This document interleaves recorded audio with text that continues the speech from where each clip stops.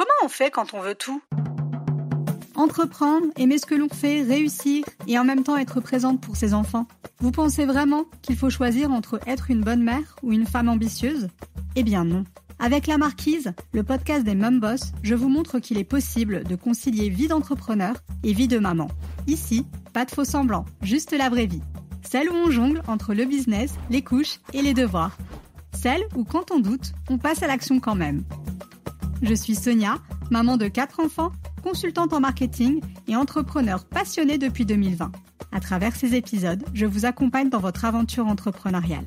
Au programme, des stratégies concrètes pour bâtir un business rentable, des conseils pour jongler entre vie de famille et entrepreneuriat, et des interviews inspirantes de mamans entrepreneurs. Bref, un vrai coup de boost pour passer à l'action.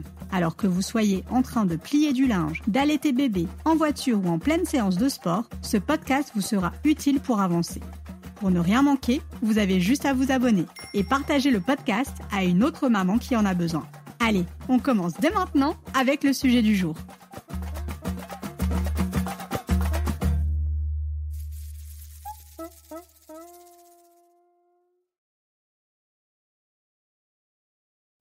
Tu as une idée de business et tu te demandes comment je sais si mon idée est la bonne. Aujourd'hui, on va aborder la première étape, celle qu'il ne faut absolument pas sauter si tu veux sérieusement transformer ton idée en business rentable. Il s'agit bien sûr de l'étude de marché. Je vais te guider pas à pas pour construire une étude de marché simple, digeste, utile et rapide. J'ai vraiment envie que tu passes à l'action rapidement. Donc là, on ne va pas partir dans une étude de marché qui va durer 3 mois. On va essayer d'être court. Je vais faire cette étude de marché en 2 épisodes de podcast pour que ce soit plus digeste pour toi. La première partie est donc aujourd'hui et la seconde partie sera dans 15 jours. Donc tu auras 15 jours pour appliquer cette première partie et ensuite on rééchange dans 15 jours. Allez, c'est parti. Je te présente donc la première partie de l'étude de marché. On va étudier le PESTEL. Donc là, l'idée, c'est vraiment d'observer son environnement. Je pense que tu es peut-être familière avec ce mot. Et si ce n'est pas le cas, c'est carrément OK. Tu vas très vite t'approprier ce concept-là. Avant même de parler de clients ou de concurrence, tu dois vraiment comprendre dans quel monde tu veux entreprendre. C'est ce qu'on appelle en marketing le macro-environnement. Et l'outil pour analyser ce macro-environnement, c'est le PESTEL. Donc là, je vais te laisser 2 semaines pour travailler dessus. Si tu as des questions, tu n'hésites surtout pas à venir vers moi. J'y répondrai avec grand plaisir. Je vais te présenter le PESTEL avec des exemples concrets pour chacun des points.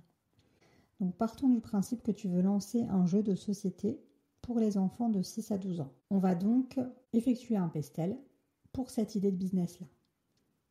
Alors le P comme politique. Donc là, vraiment, l'idée, c'est d'aller chercher est-ce qu'il y a des subventions qui existent, est-ce qu'il y a une réglementation spécifique, quelle est la TVA qui s'applique. Là, on est dans le domaine de l'enfant. Donc, est-ce qu'il y a des jeux éducatifs qui peuvent bénéficier de taux réduits, par exemple. Le E comme économie, donc le marché est-il porteur ? Alors moi, j'ai analysé assez rapidement, donc on est sur 550 millions d'euros de chiffre d'affaires pour les jeux de société, donc soit plus de 83% en 10 ans, 90 000 boîtes vendues chaque jour en France. Est-ce que là, quand je te dis ça, est-ce que tu sens le potentiel ? Est-ce que tu sens une traction sur le marché des jeux de société ? En l'occurrence, oui, le jeu est quelque chose de très très apprécié en France, donc le marché est effectivement porteur.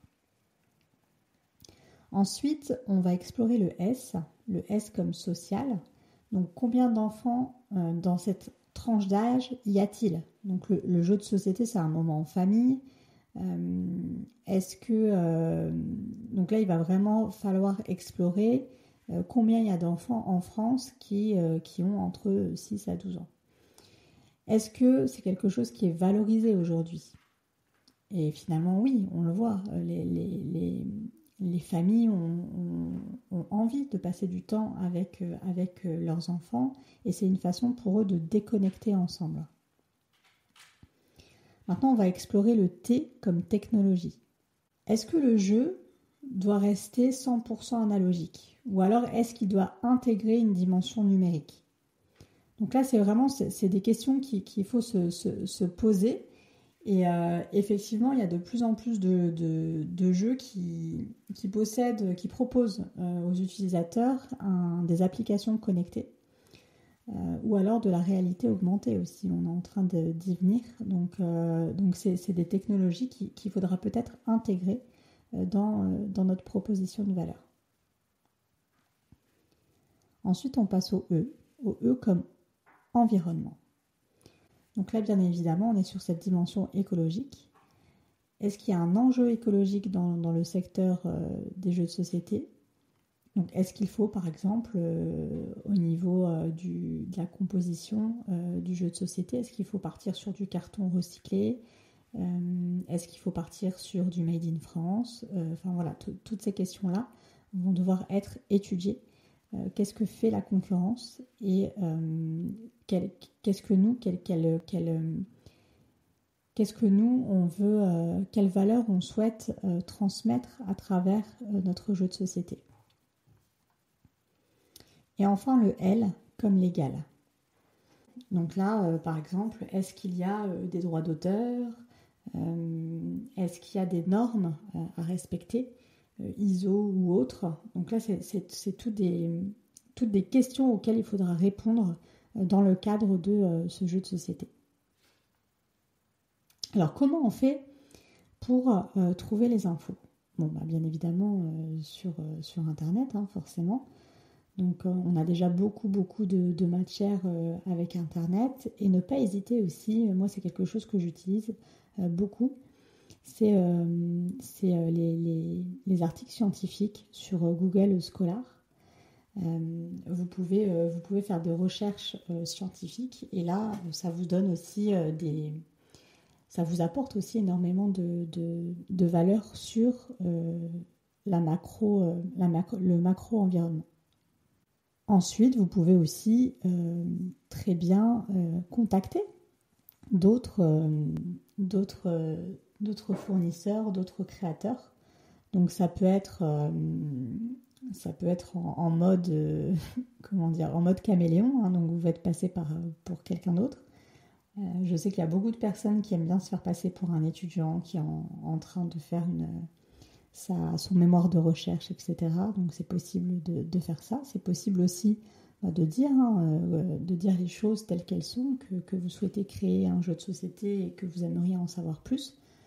Donc voilà, c'est bien aussi d'échanger avec des personnes qui ont déjà fait les choses et qui peuvent vous aiguiller sur tous ces sujets-là, sur toutes les dimensions du pestel. Ensuite, ce qui est bien de faire, parce que si vous voulez, le pestel, ça va nous aider aussi pour les autres parties de l'étude de marché. Donc ce qui est bien de faire, c'est de donner une note. Après que vous ayez fait toutes vos recherches et que vous ayez complété votre pestel, l'idée là, ça va être de donner une note de 1 à 5. Avec à l'impact que ça peut avoir sur votre business. Donc 5, ça signifie que l'élément perturbe grandement ton activité.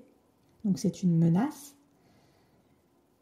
Et 1, bien évidemment, c'est une opportunité.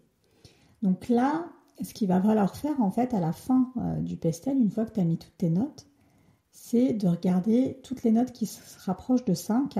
Il va falloir faire de cette menace, il va falloir la transformer en opportunité coûte que coûte. Parce que sans la transformer en opportunité, tu vas droit dans le mur en fait. Donc il va vraiment falloir venir trouver justement un avantage concurrentiel qui va peut-être aussi te différencier des autres et qui va apporter une grande plus-value à ton business. Alors moi là, ce que j'ai envie que tu fasses, c'est que tu commences par observer ton environnement. Alors si tu si ton projet est déjà clair, n'hésite pas à faire ton pestel et tu verras que ça va vraiment t'aider et ça va t'éclairer. Si tu veux aller plus loin, n'hésite pas aussi, une fois que tu as fait l'exercice, tu peux complètement venir échanger avec moi. Ça me fera vraiment plaisir d'échanger sur ton idée et sur les différentes dimensions du pestel. Donc si tu hésites, si tu as des doutes, etc., tu n'hésites vraiment pas à venir me voir. Comme je te le disais en début d'épisode, là c'est vraiment la première partie de l'étude de marché. Alors reste bien connecté, abonne-toi à la chaîne et dans 15 jours, tu découvriras la deuxième partie de ton étude de marché. Je te souhaite une bonne journée et je te dis à bientôt. Bye bye.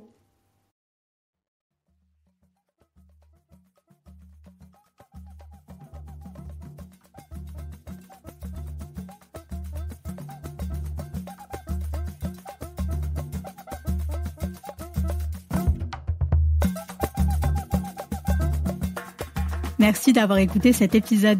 Si ce moment vous a boosté, inspiré ou donné de l'élan pour passer à l'action, pensez à le partager à une autre maman ambitieuse. Ensemble, on est plus forte. Alors abonnez-vous pour ne pas manquer les prochains contenus.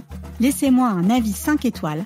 Identifiez-moi sur les réseaux, je viendrai vous remercier personnellement. Et souvenez-vous, entreprendre en étant maman, ce n'est pas un frein, c'est une force. Alors foncez et à très vite dans La Marquise, le podcast des Mom Boss.